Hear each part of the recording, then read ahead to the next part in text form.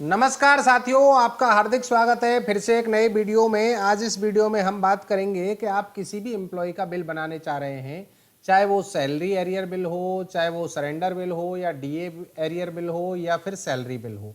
उसमें एरर आता है, उनके बिल जनरेट नहीं हो पाते हैं। उसका एक ही सॉल्यूशन है कि आपको उनकी सर्विस डिटेल अपडेट करनी है, और वो भी आपको वन टाइम करनी होती है। अब जब आप सर्विस डिटेल अपडेट करने जाते हैं और वहां पे आपने सारे डॉक्यूमेंट अपलोड कर दिए हैं, उसके बाद भी उसमें एरर आता है कि अपलोड मैंडेटरी डॉक्यूमेंट, तो उसका क्या सॉल्यूशन है, आपको सर्विस डिटेल किस प्रकार से अपडेट करनी है, आज इस प्रोसेस के बारे में हम बात करेंगे। इसके लिए आपको अपने IFMS 3.0 पे SSO ID के जरिए लॉगिन करना है। लॉगिन करने के बाद एक्सेस वर्क प्लेस पे आपको क्लिक करना है। इस पे क्लिक करने के बाद डेस्क 2 में DDO रोल में आपको आना है। इसमें डिस्बर्समेंट इंजन में एम्प्लॉय मैनेजमेंट पे आपको क्लिक करना है। एम्प्लॉय मैनेजमेंट पे जब आप आएंगे तो आपको कुछ ऐसा इंटरफेस दिखाई देगा। इसमें आपको राइट हैंड साइड में माई रोल में अप्रूवर सिलेक्ट करना है। माई रोल में अप्रूवर जब आप सिलेक्ट कर लेंगे तो आपको लेफ्ट हैंड साइड में ऑप्शंस दिखाई देंगे। इस लेफ्ट हैंड साइड के ऑप्शंस में आपको एम्प्लॉय मैनेजमेंट पे क्लिक करना है। एम्प्लॉय मैनेजमेंट पे जब आप क्लिक करेंगे तो एम्प्लॉय मॉडिफिकेशन आपको दिखाई देगा। इसमें ऑप्शंस आपके सामने ओपन हो जाएंगे। इसमें जो मैंडेटरी डॉक्यूमेंट अपलोड करने वाला एरर है वो सर्विस डिटेल में आता है। आपको सर्विस डिटेल वाले ऑप्शंस पे क्लिक करना है। सर्विस डिटेल वाले ऑप्शन पे आप क्लिक करेंगे तो एम्प्लॉय की लिस्ट आपके सामने ओपन होगी। यहाँ पे लिस्ट में आपको एम्प्लॉय नहीं दिखाई देते हैं तो आप ऑल ऑप्शन पे क्लिक करेंगे। ऑल ऑप्शन पे क्लिक करेंगे, उसके बाद यहाँ नीचे आइटम पर पेज पर आप ज़्यादा से ज़्यादा सिलेक्ट करेंगे जिससे आपकी कंप्लीट एम्प्लॉय आपको दिखाई दे जाए।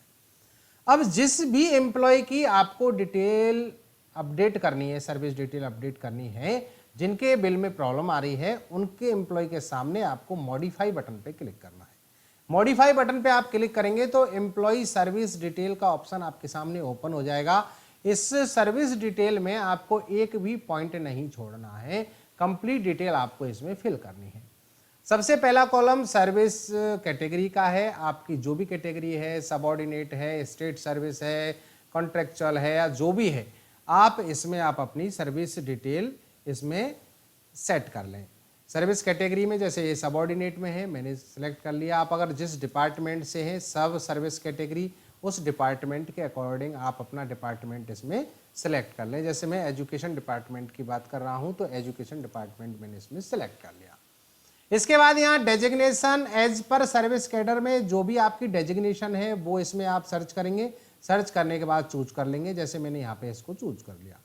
सर्विस स्टेटस में आपको रेगुलर, एडॉक है तो एडॉक, अर्जेंट टेम्परेरी बेसिस हैं तो वो आप पे जो लागू होता है वो सिलेक्ट करेंगे। सब सर्विस कैटेगरी में परमानेंट है तो परमानेंट। और दूसरी कहानी जो इम्पोर्टेंट मैं आपको बता दूं कि कई जो हमारे प्रोबेशनर एम्प्लॉय हैं उनकी एम्प्लॉय डिटेल आपको अपडेट नहीं हो पाती। पेमेंट डिटेल में आप जाते हैं तो उनके आपको फिक्स पे के ऑप्शंस आपको नहीं दिखाई देते, तो उनके लिए आपको प्रोबेशनर सेलेक्ट नहीं करना है, उनके लिए आपको प्रोबेशनर ट्रेनी ही सिलेक्ट करना है। ये सिलेक्ट कर लेंगे। एम्प्लॉय स्टेटस में आपको एक्टिव सिलेक्ट करना है, और अगर कोई भी ऑप्शन आप पे लागू होता है, डेथ है, APO है, तो वो आप सिलेक्ट कर लेंगे। एंटाइटलमेंट स्टेटस कब के हैं, 1/1/4 से 2022 तक OPS के हैं, या 1/1/4 से पहले हैं, वो जो आप पे लागू होता है वो सिलेक्ट करेंगे। गजटेड, नॉन गजटेड में से जो भी आप पे लागू होता है वो सिलेक्ट करेंगे। अगर ये पहले से ही आता है और नहीं भी आता है तो आप इसको आगे छोड़ देंगे। एक्चुअल पोस्ट इन करंट ऑफिस में जो भी आपकी पोस्ट है वो आप सिलेक्ट कर लेंगे। इधर यहाँ सर्विस कोटा में जो भी आप पे लागू होता है वो सिलेक्ट कर लेंगे, नहीं होता है तो आप NA सेलेक्ट कर लेंगे। अपॉइंटमेंट ऑर्डर नंबर आप डालेंगे, अपॉइंटमेंट ऑर्डर डेट डालेंगे, इसके बाद ज्वाइनिंग डेट डालेंगे, डेट ऑफ प्रेजेंट डेजिग्नेशन आप इसमें डालेंगे। पेरेंट डिपार्टमेंट, एजुकेशन डिपार्टमेंट जैसे इसमें आ रहा है, आपका जो भी पेरेंट डिपार्टमेंट है वो आप इसमें सेलेक्ट करेंगे। करंट डिपार्टमेंट आप अपना सेलेक्ट करेंगे। डेजिग्नेशन ऑफ अपॉइंटिंग अथॉरिटी, आपकी जो अपॉइंटिंग अथॉरिटी है, नियुक्त अधिकारी है, वो आप इस लिस्ट में से उनको चूज करेंगे और यहाँ पे सिलेक्ट कर लेंगे। सिलेक्ट करने के बाद यहाँ designation at the time of first appointment के टाइम आपकी क्या डेजिग्नेशन थी वो आप इसमें सिलेक्ट करेंगे। और नीचे आएंगे तो यहाँ पोस्ट डेजिग्नेशन इन करंट ऑफिस, आपकी करंट ऑफिस में पोस्ट डेजिग्नेशन क्या है आप उसको यहाँ पे सिलेक्ट कर लेंगे, जो भी आपकी पोस्ट हो। पोस्ट सिलेक्ट करने के बाद सुपर एनुएशन डेट आपको सिलेक्ट करनी है, आपकी रिटायरमेंट डेट है, आपकी ज्वाइनिंग टाइम फोरनून आफ्टरनून वो आप सिलेक्ट कर लेंगे। इधर date of joining regular service अगर आपको यहाँ पे नहीं दिखाई देता है तो यहाँ एक ऑप्शन आपको मिलेगा एक्सेप्शन, आप इस पर क्लिक करेंगे। इस पर आप जैसे क्लिक करेंगे तो आपको यहाँ पे ऑर्डर नंबर डालना होगा, जो भी आपका ऑर्डर नंबर होगा, ऑर्डर डेट आपको डालनी होगी जो कि फिक्सेशन की होगी। 2 साल बाद जो हमारा फिक्सेशन होता है उसकी डेट आपको इसमें डालनी है। ये डालने के बाद आपको यहाँ इस चेक बॉक्स पे टिक करेंगे तो ये दोबारा से हाइड हो जाएंगे। यहाँ के बाद में जो इंपॉर्टेंट आपको मैं बता दूं कि आपके जीपीएफ नंबर, एसआई नंबर अगर आपके सही नहीं आ रहे हैं, जैसे इसमें जीपीएफ नंबर सही नहीं आ रहा है तो यहाँ फैच एसआई पीएफ डिटेल पर मैं क्लिक करूंगा, कन्फर्म की विंडो दिखाई देगी, आप यस ऑप्शन पे क्लिक करेंगे तो आप देखेंगे यहाँ पे जीपीएफ नंबर इनका सही आ गया है। इसके बाद आप नीचे आएंगे तो यहाँ पे आपको डॉक्यूमेंट अपलोड करना है। मेन इंपॉर्टेंट जो काम है वो यही है कि आपको डॉक्यूमेंट अपलोड करने हैं। तो यहाँ डॉक्यूमेंट टाइप में बहुत सारे ऑप्शंस आपको दिखाई देंगे। आपने सारे डॉक्यूमेंट अपलोड कर दिए पर फिर भी आपकी डिटेल में दिक्कत आती है, तो आप इसमें कुछ ज़्यादा डॉक्यूमेंट अपलोड नहीं करना चाहते हैं तो आप इसमें ऑप्शन सेलेक्ट करें ऑफिस ऑर्डर। सभी डॉक्यूमेंट को छोड़ करके आप ऑफिस ऑर्डर सेलेक्ट करें, ऑर्डर और डिस्क्रिप्शन में टाइप करें ऑर्डर, और यहाँ पे आपका जो भी ऑर्डर हो वो आप यहाँ से ब्राउज ऑप्शन पे क्लिक करेंगे और जहाँ भी आपने पीडीएफ बना करके सेव कर रखा है वहाँ से इसको इसमें चूज कर लेंगे।